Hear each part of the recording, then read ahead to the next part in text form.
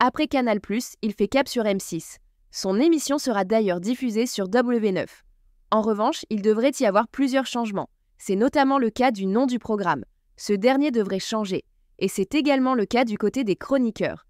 Il se pourrait bien qu'un chroniqueur soit blacklisté à cause de ces informations pas si fiables qu'il n'y paraît.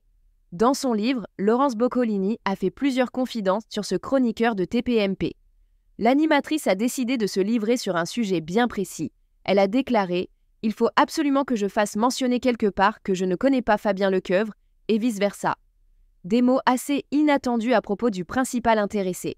En effet, les fans ne se doutaient pas une seule seconde que Laurence Boccolini allait mentionner le nom du chroniqueur de Cyril Hanouna.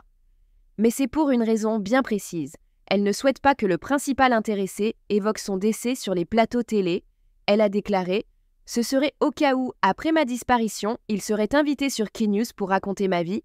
Sachez qu'il n'en sait rien. » Avant d'ajouter aussi « Il ne peut pas non plus prétendre fréquenter tout le monde dans ce métier. Il connaît surtout les morts qui ne peuvent pas le contredire.